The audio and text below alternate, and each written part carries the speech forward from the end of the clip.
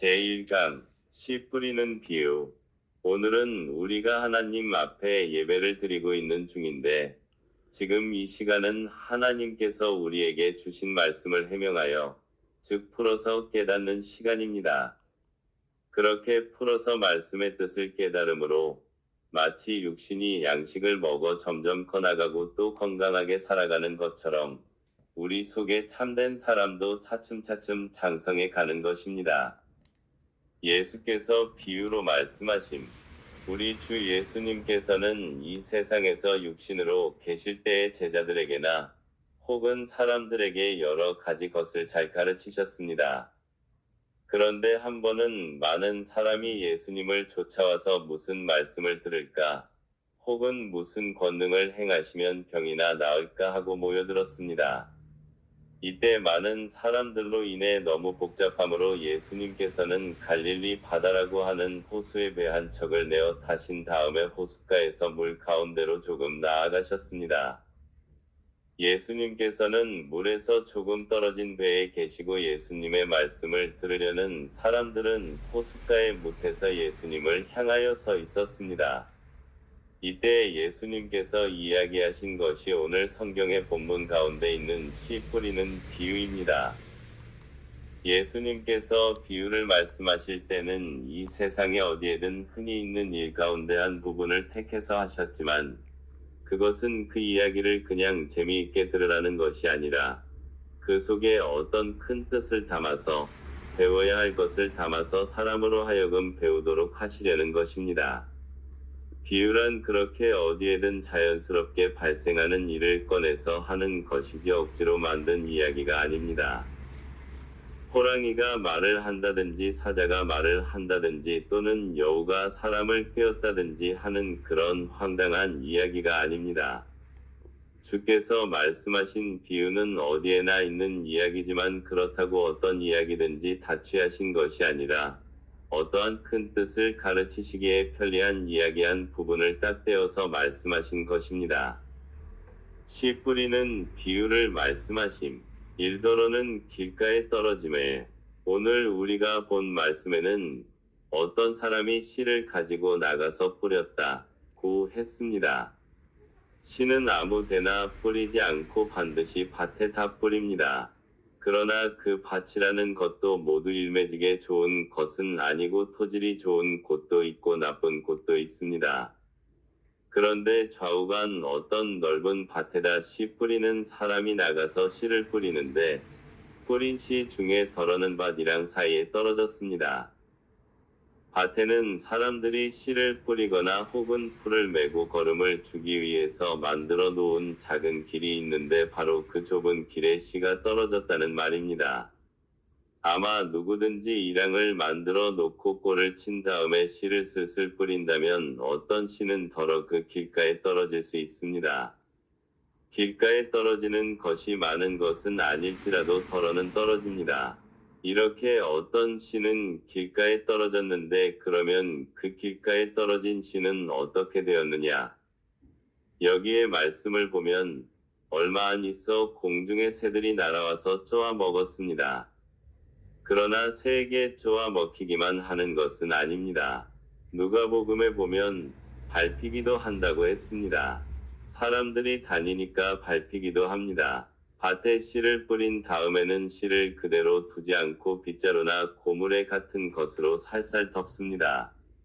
이렇게 덮으면 새가 어디에 씨가 있는지 몰라서 함부로 쪼아 먹지 못하지만 씨가 길가에 떨어지면 공중에서도 발견하기 쉬우니까 저기 씨가 있다. 우리가 가서 전부 쪼아 먹자 하고 제잘거리면서 내려와 쪼아 먹습니다. 사람의 눈으로는 거기에 씨가 떨어졌는지 안 떨어졌는지 식별하기 어려운데도 새들은 용케 보고 와서 전부 쪼아 먹습니다. 이렇게 어떤 씨는 길가에 떨어지니까 그 위로 지나다니는 사람들에게 밟히기도 하고 또는 새에게 쪼아 먹히기도 합니다. 이 덜어는 돌밭에 떨어짐에 그 다음에 어떤 씨는 흙이 얇게 덮인 돌밭에 떨어졌습니다. 사람들은 쟁기로 밭을 다 갈아 흙을 뭉글게 고른 다음에 그곳에 돌이 있으면 그것을 다 내던지는 것이지 돌이 있는데도 내버려 두고서 그냥 파놓기만 하는 것은 아닙니다. 그러므로 여기서 돌밭이란 그 밭 속에 이런 돌멩이나 자갈이 있는 것을 뜻하는 것이 아니라 밭은 다 일궈 놓았지만 일궈 놓은 흙 밑으로 조금만 내려가면 반석, 곧 넓은 바위가 깔려 있는 것을 말합니다. 예수님이 사시던 유대 나라에는 이런 돌밭이 많이 있었습니다. 우리나라에도 삼각산 밑에 가서 잘 살펴보면 그 밭 밑에 안반이 속으로 쭉 뻗어 있고 그 위에 흙이 덮여 있는 것을 볼 수 있습니다. 이때 그 덮인 흙 위에 씨를 뿌릴 수가 있는데, 말하자면 이런 밭을 이 씨 뿌리는 비유에서는 돌밭이라고 한 것입니다. 이런 밭을 누가복음에서는 바위 위에 떨어졌다 고 하여 바위라는 말로만 표현했습니다. 돌밭에 씨를 뿌리면 처음에는 잘 깔아 놓은 흙 속에 들어가서 위로 줄기도 자라고 아래로 뿌리도 뻗어나가지만 얼마 후에는 바위에 딱 막혀서 더 못 내려갑니다. 뿌리가 깊이 들어가 꽉 박혀야 그 속에 있는 양분과 수분을 잘 흡수하여 싱싱하게 자랄 터인데, 뿌리가 깊게 들어가지 못하니까 비록 위로는 조금 올라가지만 조만간 뜨거운 해가 떠올라 강렬하게 햇빛이 내려 쪼이기 시작하면 시들기 시작합니다. 만일 뿌리가 깊었으면 그 뜨거운 해를 받아가면서 자꾸자꾸 자랐을 것입니다. 식물은 일반적으로 해가 없는 응달에서 자라는 것이 좋지 않습니다. 거기서는 열매도 많이 맺지 못합니다. 그러나 뿌리가 깊지 못하니까 그 식물을 잘 자라게 할 햇빛에 그만 시들시들 마르더니 죽어버립니다. 그래서 열매를 맺지 못합니다. 돌밭에 떨어졌다는 것은 이런 경우를 말합니다. 3더러는 가시떨기 위에 떨어짐에, 셋째는 또 씨를 뿌렸는데 이번에는 가시떨기 위에 떨어졌습니다. 밭 속에는 가시떨기를 이루는 가시의 뿌리들이 있는데, 밭을 정리할 때 부주의해서 이런 것들을 갈퀴 같은 것으로 잘 추려내지 못하여 아직도 가시의 뿌리나 씨가 그 속에 들어있는 밭이 있습니다. 왜 이런 밭이 생기느냐? 예수님께서 사시던 유대 나라는 여기보다 훨씬 더운 나라로 거기에는 우리가 흔히 볼 수 없는 여러 종류의 가시떨기들이 자라고 있습니다. 여러분이 남산공원의 식물원에 가서 보면 선인장들을 많이 볼 수 있습니다. 그런데 유대 나라에서는 이 선인장들이 숲을 이루어서 굉장히 크게 자라납니다. 비가 안 오는 나라에서 자라는 선인장류가 잘 자랍니다. 이 나라의 강우량이 적은 것은 아니나 비가 쏟아질 때에는 한 시기에 집중적으로 쏟아지고 그 이외에는 오지 않습니다. 대개 3월 금음께 혹은 4월 초순 때부터 10월 말까지는 비가 통 안 와서 이 기간에는 매우 건조하게 됩니다. 우리나라에서는 6월과 7월에 장마라고 해서 비가 많이 오지요. 그러나 그 나라에 이때는 비도 안 오고 구름이 꽉 끼는 일도 없고 날마다 해가 쨍쨍 내려 쪼입니다. 그러면 모든 초목이 다 시들시들해서 죽을 것 같은 생각이 듭니다. 그런데도 실제로는 그렇게 되지 않습니다. 저녁이 되면 이슬이 마치 이곳에 가랑비처럼 많이 내립니다. 이렇게 이슬이 땅을 흡족하게 적심으로 초목이 그대로 살아납니다. 비는 우리나라만큼 많이 오지만 주로 12월, 1월에 집중적으로 쏟아집니다. 눈이 오는 때도 있으나 그것은 매우 드뭅니다. 그런데 밭에다 파종하는 시기는 비가 많이 쏟아지는 때가 아니라 해가 쨍쨍 내리쪼이기 시작하는 봄이나 가을입니다. 이렇게 해가 쨍쨍 쪼이는 때에 밭을 갈게 됩니다. 이런 때에 무성해지는 것은 비 안 오는 나라에서 잘 자라는 식물, 즉 별로 물이 많지 않아도 잘 자라는 그 가시떨기라는 식물입니다. 따라서 비가 안 오는 황막한 들로 나가 보면 그런 것들이 한쪽에 굉장히 무성하게 자라 있습니다. 이 식물의 가시는 아주 단단하여 찔리면 매우 아픕니다. 우리나라에서 화분에 기르는 것 같은 조그마한 것이 아니라 아름드리 큰 것들이 무성하게 자라고 있습니다. 그래서 밭을 정리할 때 이렇게 큰 나름들이는 어떻게 하지 못하고 다만 여기저기 사방에 나 있는 자잘한 것들만 쳐버립니다. 그런데 그것들을 쳐버릴 때 그 씨가 떨어질 수도 있고 또는 그 뿌리가 땅속에서 완전히 없어지지 않고 줄기만 끊어지고 마는 수도 있습니다. 이런 것들이 속에 그냥 남아있는데도 밭에 흙을 아주 곱게 갈아 놓았으니까 외견상 밭은 밭입니다. 그리고 이런 밭에도 씨가 떨어지면 처음에는 얼른 뿌리를 내리고 양분과 수분을 빨아들입니다. 그러나 비가 적게 오는 이 계절에 이것들이 잘 자라려면 밤에 내리는 이슬의 수분을 충분히 빨아들여야 하는데 그것이 그렇지를 못합니다. 오히려 수분이 조금만 있어도 수분을 잘 빨아들이는 힘이 있는 가시떨기 나무가 이슬의 수분을 대부분 다 빨아들입니다. 그래서 이 가시떨기들이 땅에 있는 수분과 양분을 자꾸 빨아들이니까 진짜 좋은 씨는 들어가서 뿌리를 받기는 했지만 그 빨아들이는 수분과 양분의 양이 그것이 자라기에 대단히 부족합니다. 그러니까 자라기는 하지만 튼튼하게 크지 못하고 시들시들해집니다. 서로 자라기도 하고 또 뿌리가 깊더라도 열매를 제대로 맺지 못합니다. 뿌려진 씨 중에는 이런 경우도 있다고 하셨습니다. 사더러는 좋은 땅에 떨어짐에 그 다음 넷째로는 그런 가시떨기도 없고 바윗돌도 속에 없으며 수분과 양분도 넉넉한 그런 밭이 있는데 그런 밭에 씨가 떨어지면 뿌리도 깊이 내리고 또 줄기도 위로 잘 올라가서 튼튼하고 건강하게 자라 많은 열매를 맺게 됩니다. 뿌린 씨의 100배, 60배 혹은 30배의 많은 열매를 냅니다. 예수님께서는 이 말씀을 하시면서 모두 다 내가 한 이 이야기를 잘 듣고 생각하여 깨달을 수 있는 사람은 깨달아라 하셨습니다. 예수님께서 비유를 풀어 이르심, 일길가에 뿌리운 경우 아무나 천국 말씀을 듣고 깨닫지 못할 때는 악한 자가 와서 그 마음에 뿌린 것을 빼앗나니 이는 곧 길가에 뿌리운 자요. 예수님께서는 그 후에 조용할 때 제자들에게 그 뜻을 일러주셨습니다. 제자들이 선생님, 저희들에게 이 비유를 좀 풀어주십시오 하니까 너희가 이런 비유의 뜻을 잘 모른다면 다른 비유의 뜻은 어떻게 알겠느냐? 자, 잘 들어라 하시고 그 비유로 무엇을 가르치시려고 했는가를 풀어서 일러주셨습니다. 시라는 것은 무엇인가? 시에 대해서 이것이다 저것이다 하고 여러 가지로 말하고 있지만 그것을 그렇게 함부로 말해서는 안 됩니다. 정확히 무엇을 뜻하시고자 그 시라는 말을 쓰셨는가를 잘 깨달아야 합니다. 이때의 시는 세상의 철학이나 세상 사람들이 들려주는 재미있는 이야기도 아니고 돈벌이의 돈도 아니면 또 돈을 어디에 두어서 자꾸 불려나가는 그런 것도 아닙니다. 예수님께서는 시라는 것은 다른 것이 아니라 하나님의 말씀이다.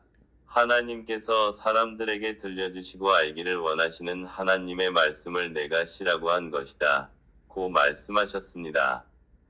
하나님의 말씀이 사람 속에 들어가면 그것이 그 사람 속에서 싹이 트고 열매를 맺어야 하는데 어떤 사람의 속은 길가와 같이 생겨서 그런 일이 발생하지 않는 일이 있습니다.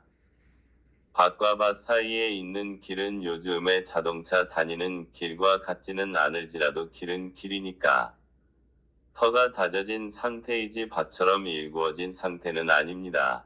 그래서 그냥 단단해진 채로 있습니다. 또 단단한 까닭은 사람들이 그 위로 다닌 데도 있습니다. 사람들 가운데는 이와 같이 몽글게 골라놓지 아니한 땅, 곧 길가와 같은 마음자리를 가진 사람도 있습니다. 이런 사람은 하나님의 말씀을 들어도 그것이 원하는 열매를 맺으려 하지 않으며 단단한 마음에 그 말씀을 그대로 얹어만 놓습니다. 길에 떨어진 씨는 속으로 안 들어가고 그 길 위에 그냥 있으니까 새가 와서 쪼아 먹습니다. 이런 사람에게 하나님의 말씀을 전하면 듣기는 분명히 듣지만 그것이 속으로 깊이 들어가지 않아서 그러면 나는 어떻게 할 것인가? 나는 어떠한가? 하고 이렇게 깨닫고 반성하는 힘이 생기지 않습니다. 그러나 듣기는 했기 때문에 무엇이 어떠하다더라 고 쪼르르댈 수는 있습니다.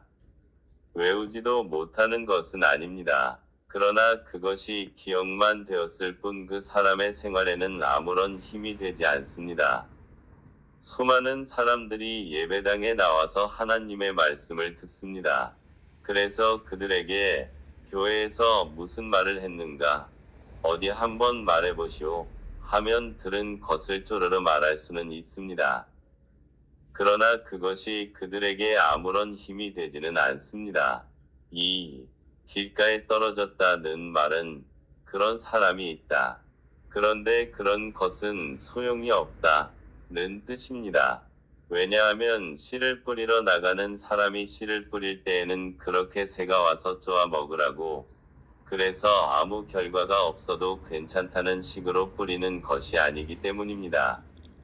오히려 그가 반드시 원하는 것이 한 가지 있습니다. 그것은 여기에 그 말씀을 안 썼어도 누구든지 다 아는 것이니까 당연히 그럴 것으로 하고 지금 이야기를 하고 있는 것입니다. 그 원하는 것은 무엇입니까? 그것은 열매를 맺는 일입니다. 즉 열매를 맺는다는 것은 씨를 뿌리는 사람에 파종하는 목적입니다. 이 씨를 뿌렸으니 이 씨에서는 내가 거두려고 하는 열매가 나와야 하겠다는 것입니다. 그런데 열매를 맺지 못했으니까 그 말씀을 아무리 잘 외고 있어도 소용이 없습니다. 그러므로 외는 것, 안다는 것은 열매가 아니라는 말입니다. 잘 안다. 그러니까 훌륭한 열매다 하는 말은 성립되지 않습니다. 하나님께서 원하시는 열매는 그런 것이 아닙니다. 그러므로 길가에 떨어졌다는 것은 말씀을 받되 그 말씀이 기억 가운데만 남아있고 사람의 심장 깊이 들어가지 못한 것을 가리킵니다.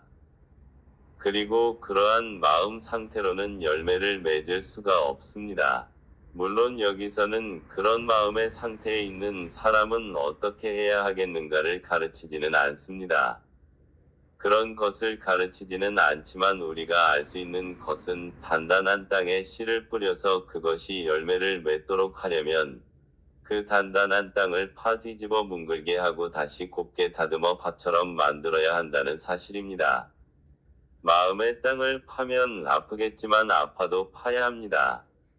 신자라고 하는 사람들 가운데는 항상 하나님의 말씀을 듣고도 마음에 기억만 하고 껍데기만 알고 있고 또 예배당에는 많이 다녀서 거기에서는 어떻게 행동하는가를 알지만 한 번도 생활 깊이에 참으로 하나님께서 우리에게 무엇을 요구하시는가를 깨달아 보려고 하지 않고 자기 멋대로 자기 생각대로 살아가는 사람들이 있습니다. 그러나 이런 사람들 가운데도 하나님께서 불쌍히 여기실 때는 파주시는 일을 하십니다. 팔 때는 삽이나 괭이를 가지고 막 파대는 것이니까 그렇게 파주심을 받는 사람은 아픔을 당합니다. 이런 사람은 때때로 매를 맞듯이 이 아픔을 당하게 됩니다. 그러므로 그런 일이 있기 전에 자신을 돌아보는 것이 항상 필요합니다. 이 돌밭에 뿌리운 경우, 돌밭에 뿌리웠다는 것은 말씀을 듣고 즉시 기쁨으로 받되 그 속에 뿌리가 없어 잠시 견디다가 말씀으로 인하여 환난이나 핍박이 일어나는 때에는 곧 넘어지는 자요. 그 다음, 돌밭에 떨어진 것은 길가에 떨어진 것보다 더 무서운 현상입니다. 왜냐하면 이 경우 처음에는 기쁜 마음으로 받는다고 했기 때문입니다. 여기에 보면 씨가 돌 위에 부드러운 흙에 있는 동안에는 기쁜 마음으로 받아 감정으로는 그것을 기뻐합니다.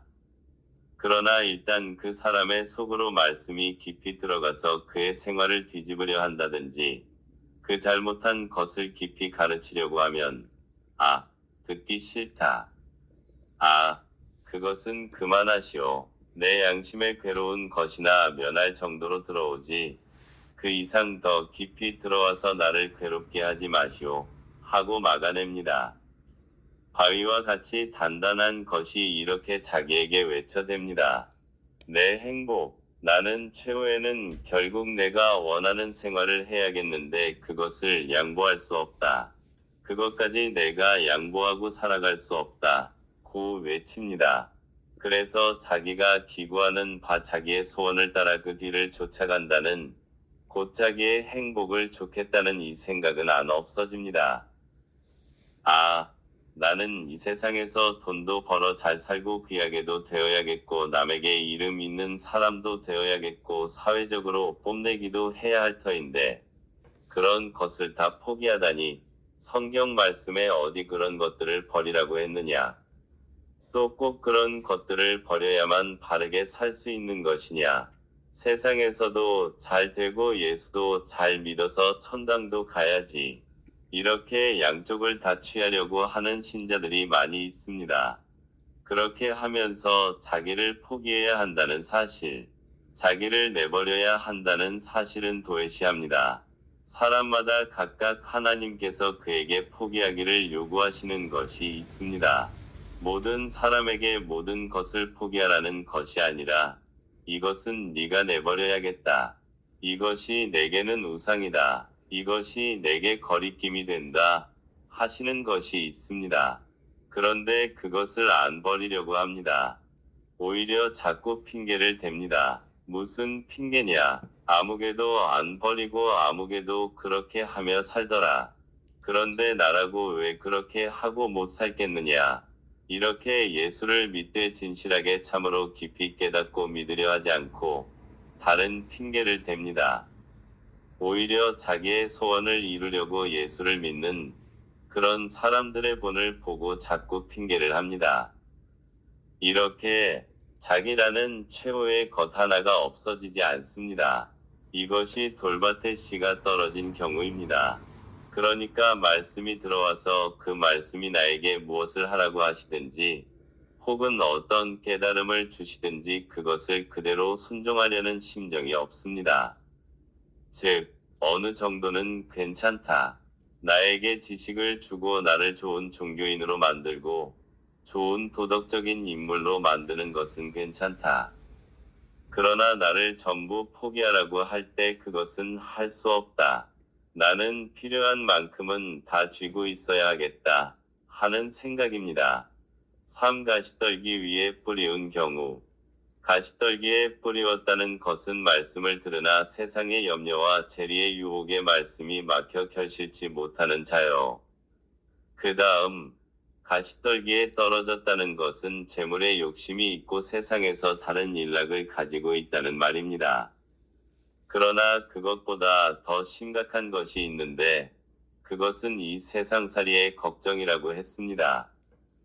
이생의 염려와 재리 기타에 대한 욕심, 이것들을 가시떨기라고 했습니다. 세상에서 제일 어려운 것은 바로 이런 것들입니다. 이것들은 앞의 것들보다 더 무섭습니다. 왜냐하면 우리는 누구나 이 세상에 살 때 세상의 염려를 다 가지고 살고 있기 때문입니다. 먹고 사는 것이 마음대로 안 되고 지내기가 어렵고 하면 염려는 하는 것입니다. 금방 돈 쓸 일은 많은데 무일푼이면 괴롭습니다. 걱정을 안 할 수가 없습니다. 몸은 연약하고 건강은 회복해야 할 터인데 어떻게 할 길이 없다면, 어떻게 하면 건강해질까? 하고 탄식합니다. 세상을 살 때는 이렇게 세상의 염려가 많이 붙어 다닙니다.